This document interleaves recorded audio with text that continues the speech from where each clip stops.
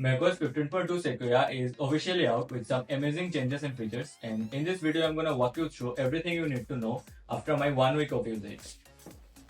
First up, Apple Intelligence is now available in localized English in Australia, Canada, Ireland, New Zealand, South Africa and United Kingdom. If we go into our launchpad, you can see there's a new app called Image Playground. This allows us to create different images with just your prompt. Now you can't use any brand names or images, so if we go in here and we wanted to create maybe an image of Tesla or anything, it won't show the brand names, but you can maybe describe something, a car racing through snowy roads, and it should create that for us.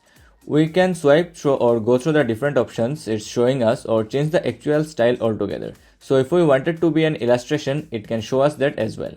We also have the option to add a person here.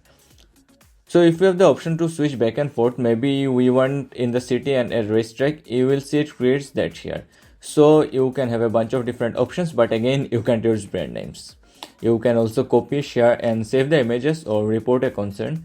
This will sync across iCloud, so they show up on your iPhone, iPad, or if you have an Apple Intelligence supported device. And again, you have a bunch of different options down here with suggestions, so you can show everything from an adventure to maybe costumes, accessories or places.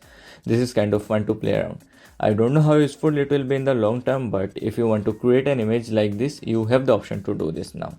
You can also do this within the iMessage app. Next up is Apple Intelligence and ChatGPT integration. So if you go into your Apple Intelligence and Siri settings and go down to the bottom under extensions, we now have ChatGPT.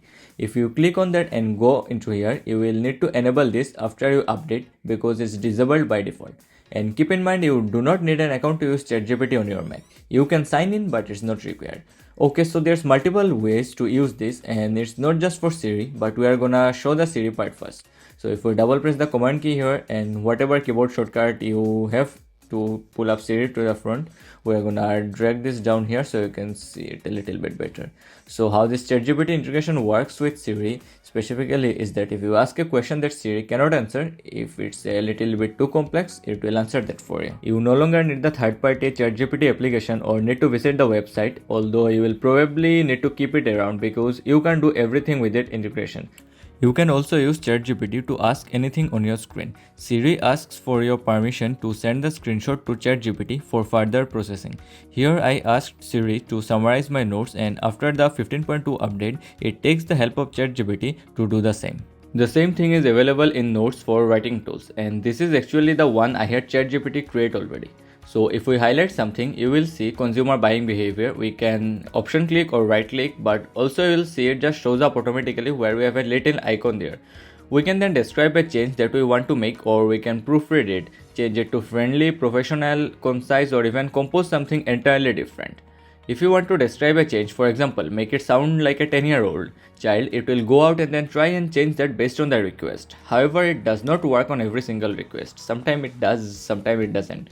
We can also make the language very difficult, for example use complex vocabulary, and then it will go out and get the information, but you may have to check this information to make sure it's accurate, as it's with ChatGPT.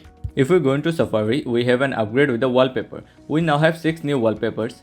This is a new one here, but if we click on it at the bottom right for our start screen, we have a bunch to choose from now. So there are 6 new background images if we want to use this.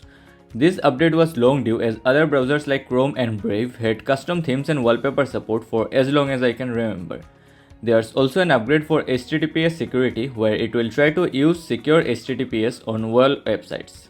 There's also a simplified version of importing and exporting. If you're wondering if you should install macOS 15.2 at this point, I would definitely recommend it. You get some additional features, the bug fixes, it bumps up the security and is on par with everything else, and upon that, it's working pretty flawlessly for me. It works well with things such as Final Cut Pro, Visual Studio Code, Photos, Microsoft Office Suite applications, and everything else I regularly use. And so there's everything you need to know about macOS 15.2 Sequoia.